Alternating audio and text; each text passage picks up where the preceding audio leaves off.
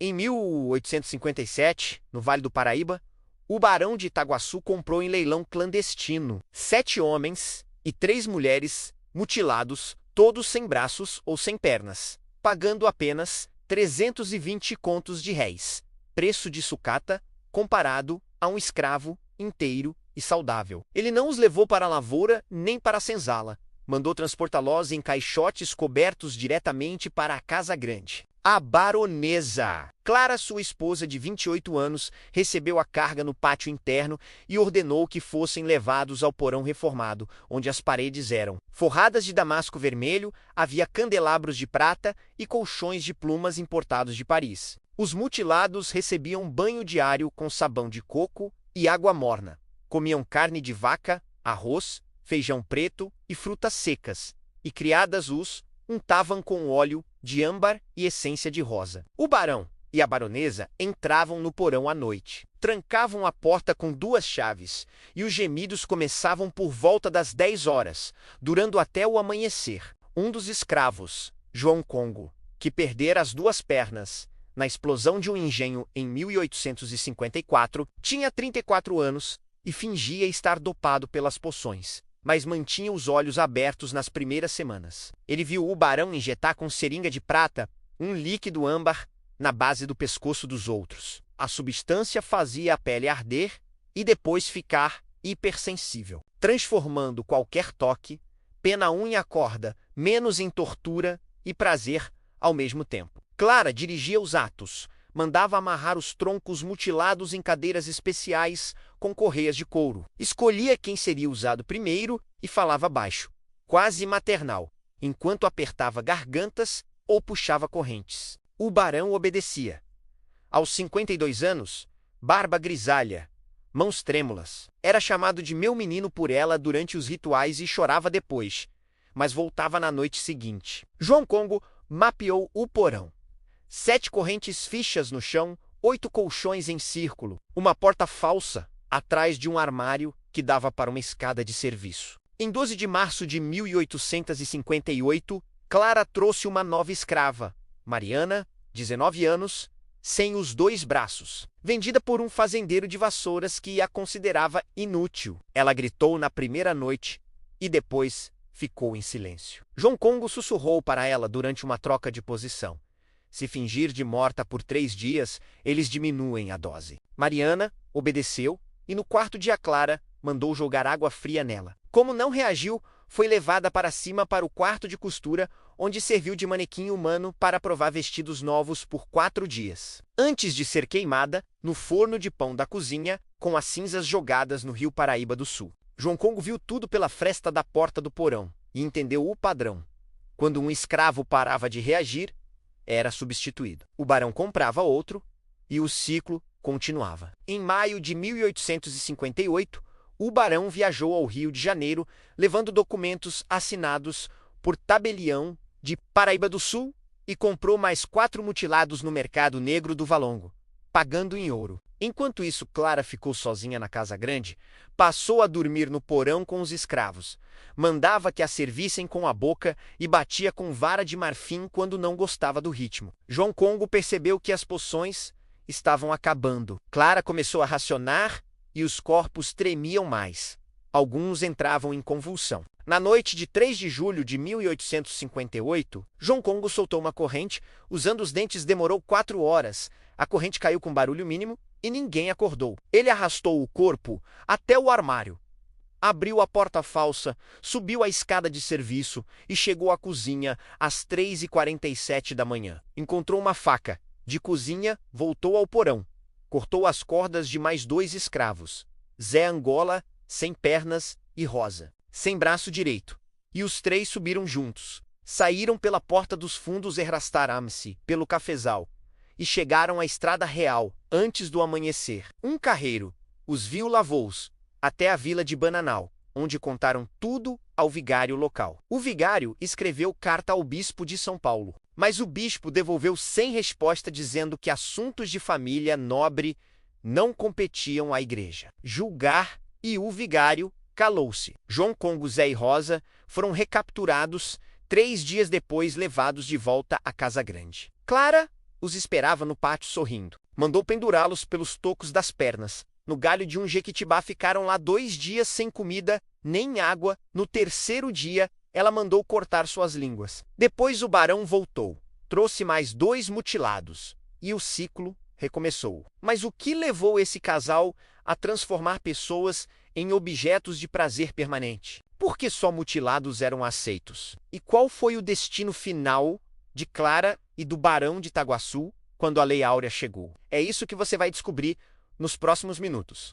Os escravos que sobraram no porão passaram a receber doses cada vez menores do óleo âmbar, e a pele deles começou a rachar em poucos dias. Feridas abertas infeccionavam rápido no calor úmido do subsolo, sem ventilação. Clara mandou trazer cal virgem da cozinha e espalhou diretamente sobre os cortes abertos. O cheiro de carne queimada subia pelas escadas até a sala de jantar, onde ela continuava a comer calmamente, enquanto ouvia os gritos abafados que vinham de baixo. O barão voltou em 18 de julho de 1858, trazendo uma carta do traficante do Valongo, que avisava que o estoque de mutilados estava acabando por causa da fiscalização inglesa nos mares e das pressões abolicionistas que começavam a apertar. Clara leu a carta em voz alta dentro do porão e riu alto antes de dizer que compraria no interior mesmo, em fazendas menores do vale onde ninguém fiscalizava nada.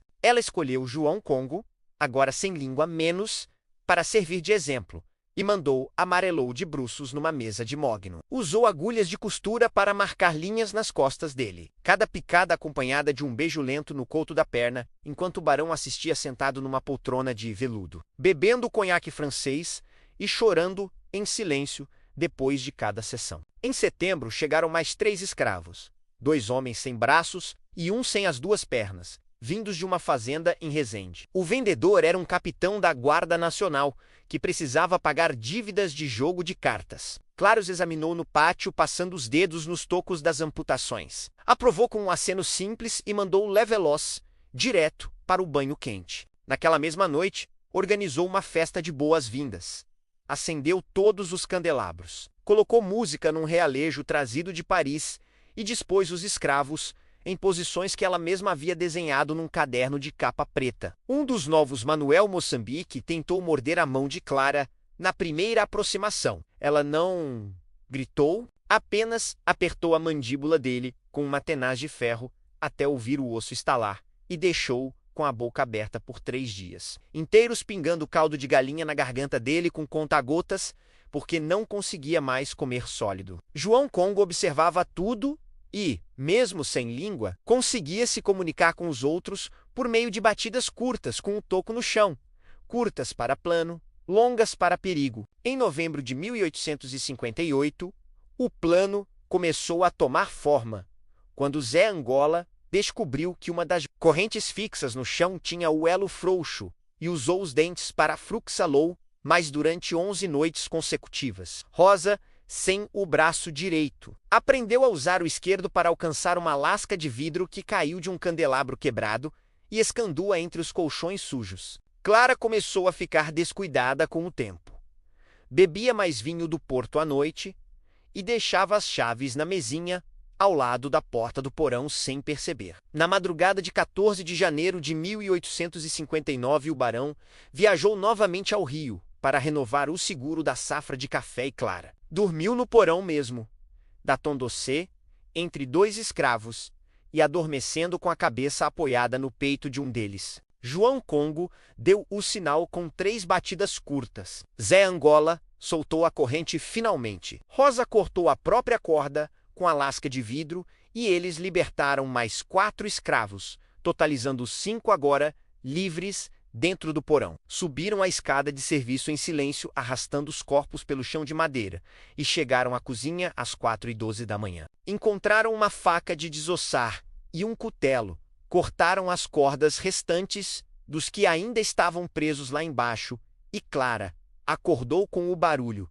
gritou e correu para a porta do porão. João Congo estava esperando com o cutelo preso entre os dentes. Quando ela abriu a porta, ele avançou, e o golpe pegou no ombro dela, fazendo sangue espirrar na parede de damasco vermelho. Clara caiu gritando. Os outros escravos subiram correndo ou arrastando-se. Rosa pisou no rosto dela e Zé Angola segurou os pulsos dela com os tocos das pernas. Levaram-na para dentro do círculo de colchões. Amarraram-na nas mesmas correias que usavam neles. E João Congo pegou a seringa de prata, encheu com o resto do líquido âmbar que sobrou e injetou na veia do pescoço dela. Clara convulsionou por vários minutos antes de ficar imóvel com os olhos abertos fixos no teto. Os escravos saíram pela porta dos fundos. 7 sobreviveram àquela noite e arrasta-se pelo cafezal até a estrada real. Um tropeiro os encontrou ao amanhecer. Levou-os até a vila de Lorena e lá eles se entregaram à subdelegacia. O subdelegado ouviu a história, escreveu um relatório e enviou ao delegado de Vassouras. O delegado leu, chamou o vigário e o juiz de paz, decidiram que não havia provas suficientes e mandaram queimar o relatório na frente deles. Mas um escrivão copiou tudo antes, guardou numa carta selada e entregou a um padre que ia para São Paulo. O padre levou a carta ao bispo, que leu e guardou no arquivo secreto da diocese. O barão voltou 3 dias depois, encontrou a casa grande vazia, o porão com sangue seco nas paredes e Clara desaparecida. Mandou chamar capangas e ofereceu 500 mil réis por cabeça de escravo fugido. Mas ninguém os encontrou, porque os 7 sumiram nas matas do vale e dizem que alguns chegaram até Santos, enquanto outros foram recapturados e vendidos para o norte. Clara nunca mais apareceu. Corpos mutilados surgiam de vez em quando no rio Paraíba sem identificação. E o barão viveu até 1871 morrendo sozinho na Coza Grande, envenenado segundo o atestado por mão desconhecida. A casa foi abandonada e em 1888, com a Lei Áurea, os últimos caseiros saíram. A mansão pegou fogo em 1892 e ninguém sabe quem acendeu o fósforo, mas os diários do barão sobreviveram, achados num baú no sótão em 1904 e vendidos num leilão no Rio. Um pesquisador comprou, leu e publicou trechos em 1911, numa revista acadêmica pequena. Mas ninguém deu atenção porque o Brasil queria esquecer. Mas o que realmente aconteceu com Clara depois daquela noite? Ela morreu ali ou fugiu levando o segredo? E por que exatamente os mutilados eram os preferidos? A resposta está nos detalhes finais que ainda restam nos documentos que sobreviveram. Os diários do barão encontrados em 1904, dentro de um baú enferrujado no sótão da antiga Coza Grande, continham exatamente 312 páginas, escritas à mão com tinta preta desbotada a letra firme e reta, nos volumes iniciais, mas cada vez mais tremida e inclinada. Nas entradas finais, como se as mãos dele fraquejassem progressivamente. Ele começava descrevendo o ano de 1849, quando Clara ainda era uma costureira simples, de 19 anos, trabalhando numa loja de tecidos em Vassouras. Ele, um viúvo de 43 anos, que a viu pela primeira vez na feira de domingo entre barracas, de frutas e escravos à venda. Comprou-o como escrava por 800 mil réis de um negociante local que a tinha adquirido de uma fazenda falida no recôncavo baiano. Não a manteve na senzala com os outros, levou-a diretamente para dentro da casa grande, onde a instalou num quarto pequeno no 2º andar, ensinou-a a ler e escrever, usando livros velhos de contabilidade da fazenda e deu-lhe vestidos de seda branca importados que contrastavam com a pele morena dela. Casaram-se em 1851, numa capela particular, construída no terreno da propriedade com um padre vindo de São Paulo que recebeu pagamento extra para não registrar o casamento nos livros oficiais. Clara mudou logo após o casamento. Começou a pedir presentes vivos. Como ela chamava, o primeiro foi um menino de 14 anos, sem o braço direito. Comprado em 1852 de um engenho vizinho, onde o garoto tinha perdido um membro numa prensa de cana, usaram-no numa única noite no quarto principal e depois ele desapareceu sem deixar rastro, o corpo provavelmente jogado no rio como os outros que viriam depois. O barão escreveu na entrada de 1852, ela diz que só Os quebrados servem porque os inteiros resistem demais e tentam fugir, mas os mutilados se entregam por completo, sem escolha, dependem de nós, para tudo.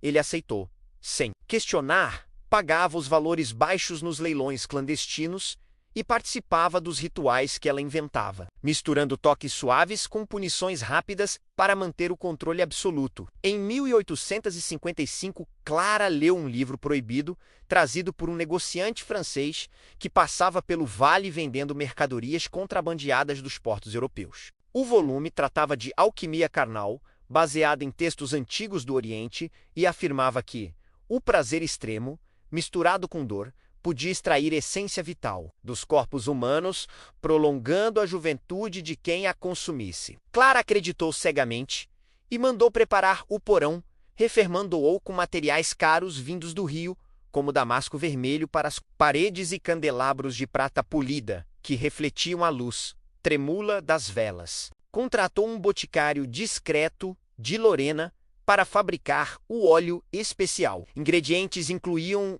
extrato de beladona para alucinações leves, cânfora para queimar a pele, óleo de rícino para lubrificação interna, resina de copaíba para cicatrização rápida e uma gota de sangue menstrual dela mesma, adicionada no final do processo para ligar as almas, como ela explicava ao barão. O líquido âmbar resultante não era um veneno direto, mas um estimulante poderoso que ampliava as sensações 1000 vezes, tornando cada roçar de pele uma explosão incontrolável de dor e êxtase que deixava os escravos exaustos depois de horas. Clara injetava nos escravos usando a seringa de prata que o barão havia comprado numa joalheria do centro do rio e depois bebia o suor deles, misturado com vinho tinto, num cálice de cristal, dizendo que aquilo a rejuvenescera 10 anos em apenas 5 de uso constante. O barão duvidava no início, mas via a pele dela ficar cada vez mais lisa, sem rugas. Os cabelos pretos sem um único fio branco mesmo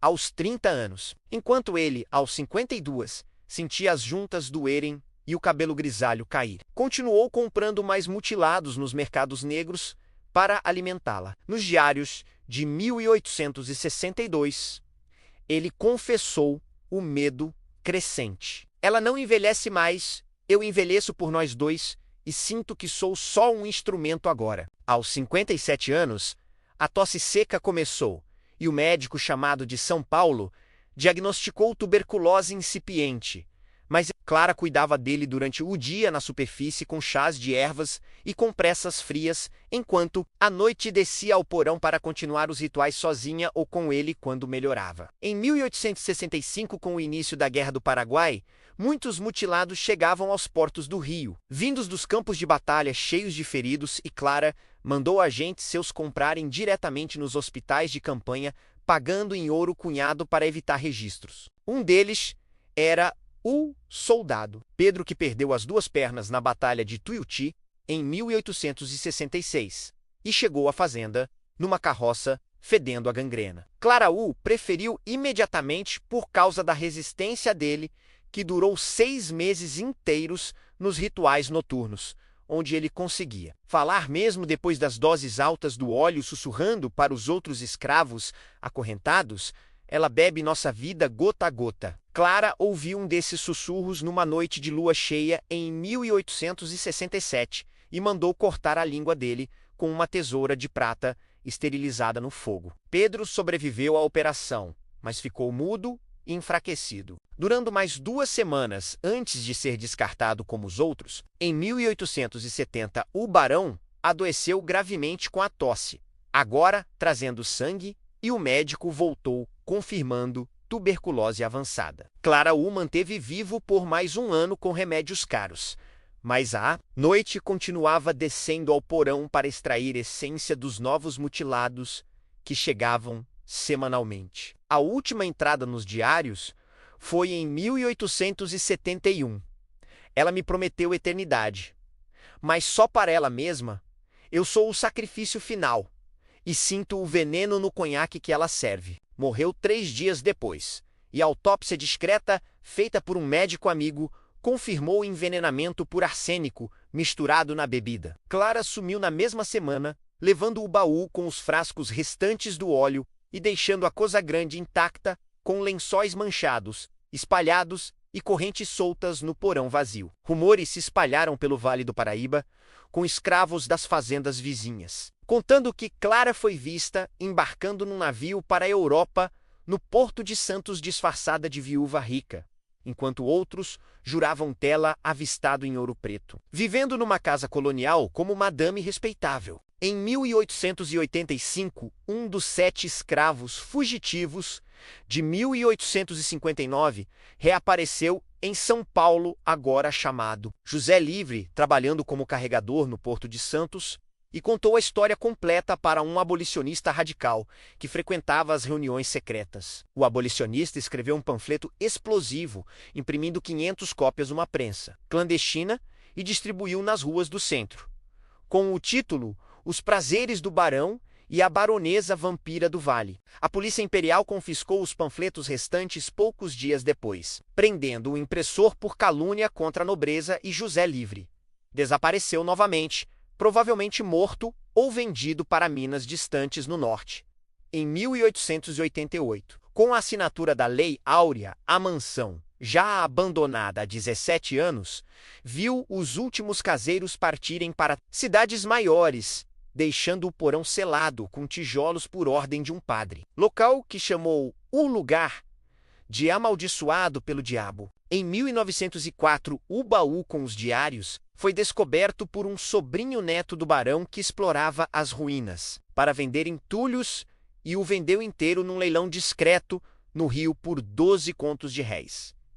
Há um médico aposentado curioso, o médico leu tudo em segredo, guardou os originais num cofre e publicou trechos anonimamente em 1911. Na Revista Médica Brasileira, como estudo de casos sobre desvios psicológicos na elite imperial, mas ninguém investigou mais fundo, porque o país recém-republicano discutia reconstrução e modernidade, querendo enterrar o passado escravocrata. Mas em 1923, uma mulher de 92 anos morreu em Paris sob identidade falsa de Madame Claire de Montfort, deixando no testamento um frasco selado de óleo, âmbar que foi aberto por curiosidade num laboratório local, cheirando a jasmim podre e morte. Um químico analisou e encontrou traços de beladona misturada com mercúrio e arsênico. A mulher tinha pele anormalmente lisa para a idade e morreu de parada cardíaca súbita, sem parentes para reclamar o corpo. No Brasil, ninguém conectou os fatos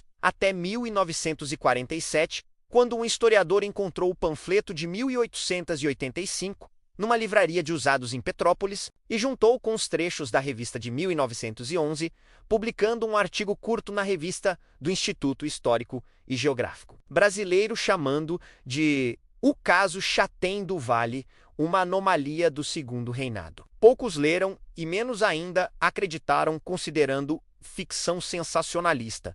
Mas os descendentes dos 7 fugitivos ainda contam a história em voz baixa nas cidades do Vale, como Bananal e Lorena, chamando-a de A Noite das Correntes, quebradas para lembrar a rebelião silenciosa. O porão original ainda existe sob as ruínas da mansão, que virou terreno baldio até 1982, quando um fazendeiro moderno comprou o lote e mandou demolir tudo com retroescavadeiras. Os tijolos do subsolo resistiram estranhamente e, ao quebrá-los, encontraram correntes douradas presas no concreto antigo que o fazendeiro mandou jogar no rio Paraíba sem cerimônia. Ninguém sabe onde aquelas correntes foram parar levadas pela correnteza, mas servem como lembrete de que a escravidão brasileira não foi só trabalho forçado nas lavouras de café, mas também desejo torcido e poder absoluto, transformando corpos humanos em objetos descartáveis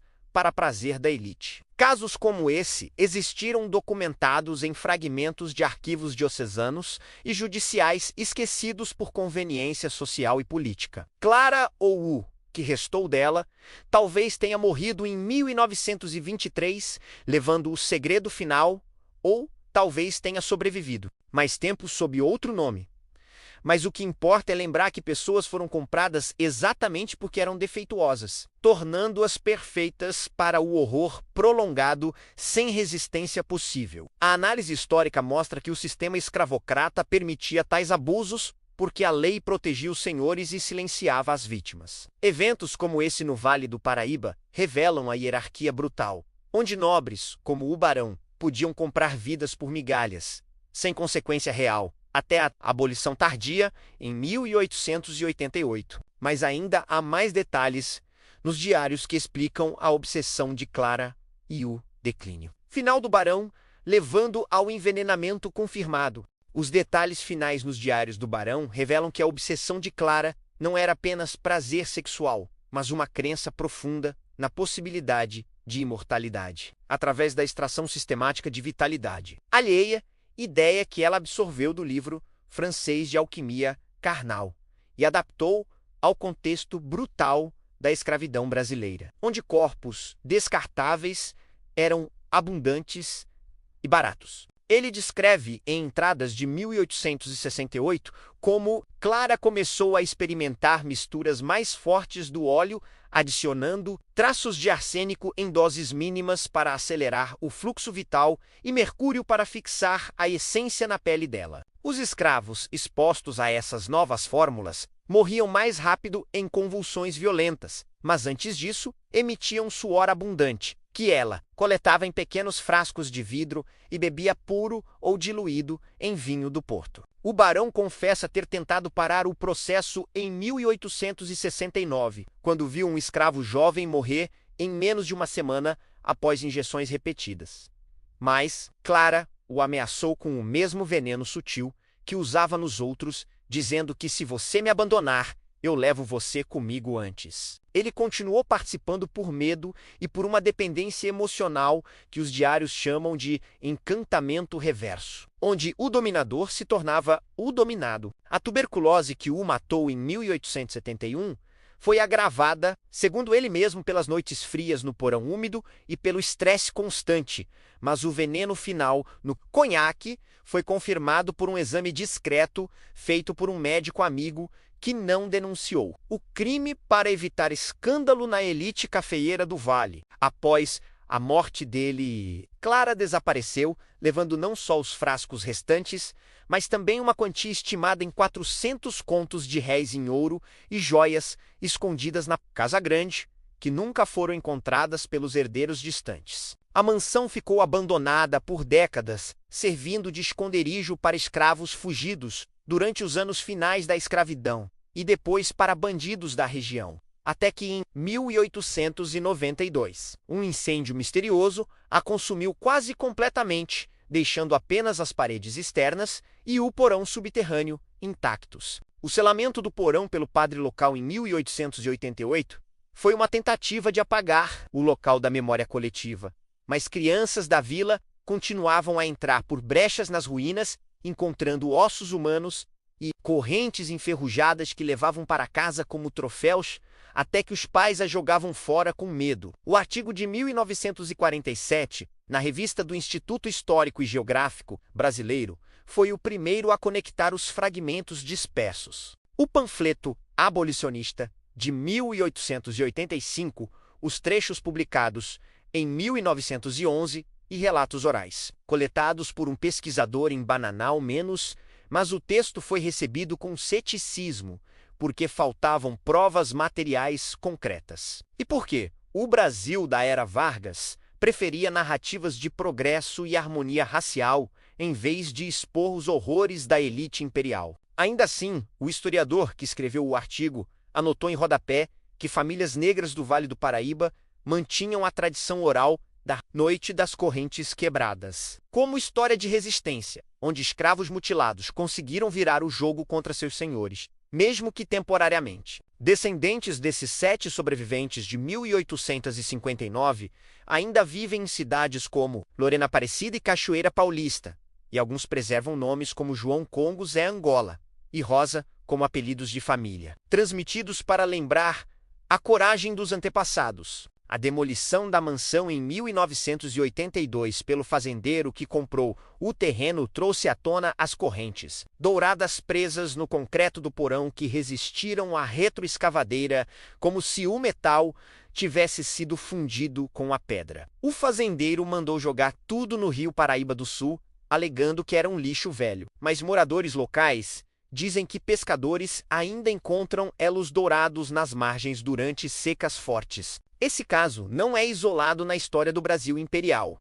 Arquivos judiciais de Vassouras e Paraíba do Sul guardam processos raros contra senhores por maus-tratos extremos, que terminavam arquivados por falta de testemunhas ou por intervenção de autoridades locais protetoras da classe cafeeira. A escravidão no Vale do Paraíba foi marcada por violência sexual sistemática.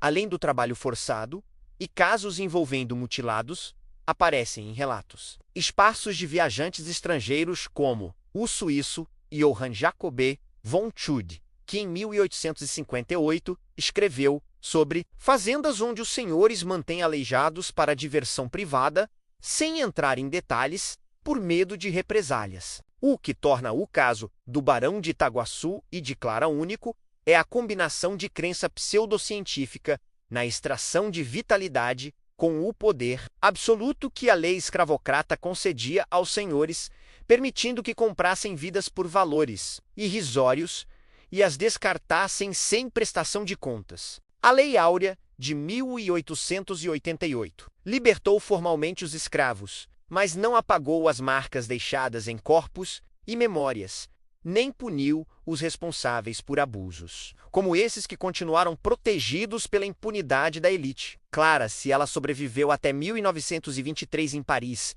como Madame Claire de Montfort, morreu levando consigo o último frasco de óleo âmbar e o segredo de quantas vidas foram consumidas para manter sua aparência eterna. Se morreu antes, talvez tenha sido assassinada por algum descendente vingativo dos escravos, ou simplesmente envelhecido de repente, quando o suprimento de essência acabou. De qualquer forma, o legado desse horror é um lembrete cruel de que no Brasil imperial a propriedade sobre corpos humanos permitia não só exploração econômica, mas também experimentos sádicos e rituais privados de dominação total. Hoje, em museus e arquivos do Vale do Paraíba, restam poucos vestígios. Uma corrente dourada ocasional encontrada no rio, um diário fragmentado, guardado em coleção particular e histórias sussurradas que resistem ao esquecimento forçado. Lembrar desse caso não é só resgatar fatos esquecidos, mas entender como o sistema escravocrata corroeu a humanidade de senhores e escravos, transformando pessoas em objetos de prazer, dor e descarte. A rebelião silenciosa de João Congo e dos outros 7 em 1859 mostra que, mesmo nos limites extremos da mutilação e da dependência, a vontade de liberdade podia romper correntes físicas e simbólicas. Esse é o fim da narrativa. Mas o eco dos gemidos abafados e das correntes quebradas ainda ressoa nas margens do rio Paraíba para quem quiser ouvir.